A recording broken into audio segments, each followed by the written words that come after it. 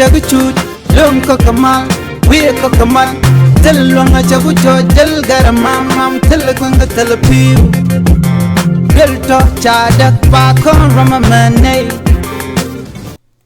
Another Malakan Yamkanatin Contilinka, Rwani Katung Naska, Jan Guasame, Bana Roch Bana Jalinga, Rajan Bana Queen Pinga Jan Guasame, Chalado will take a gadul metikaruni Jandaro de Kel Mishana, Kamat Guasm Met Katin Kakwang, Kanate Maska Kel.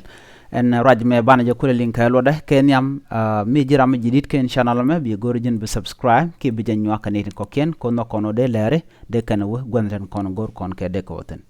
Gorgin be subscribe, keep Bijan Yuakanatin Koken. Kagora jino bishar bija kwing ping gwada dan ni charo juma chajalat roja dan baling ajano gadul metikarun yandar kel shajana kamaj gwad met katin ka kwang ki gwasmi moy kan to genten na mo jandan ban kwing pinge jan gwasame chala do shagadul metikarun te jandar de kel naka mesde metika mes kwang kel chala do mentika mes kwang ki men maskan kwang chu teka mishikarol chu kana to ka kwet chu meni men shawone ko de kanei ti naka rodian ke dega nyinga tetken kwen kan ka shuka na ngok ka tetken ko nyenken shu koteni men tegatin ke gwada da nyinga tin shu shumna ko bika rodian yot mach ka shwa dol en tegaruni jandare kel shwa shu don ka mach ka shwa shu bar ka mach ramadan en nyenken ka shu yeri gen nika jan gwasamo ke chu testnian arega motuo ka torit ke koterea Chalado shidol ki dol dan en shidol tor maneg mtekarun yandaro kel machine nek watchering rate yen ke charodo yen karwada ko shiriga macha to ramen nekran te karun yandaro de bangwan te karun yandiro bangwan ramen nekran te run yandiro bangwan ramadan nakate karun ti yandaro de kel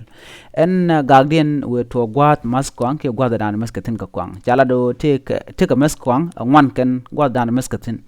Kashural chu talk kam dien ka jen Sunday ke ka chankwat mende yen lingo kwanga gwanteran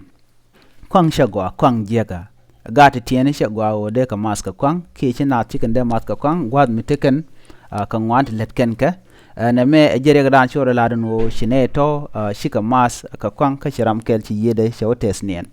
ka jen gwasam jen gwad dan de larandere Chongten mi jiram jidit ken channel me bi gorjin bi nyane ko ken beta kamal bye bye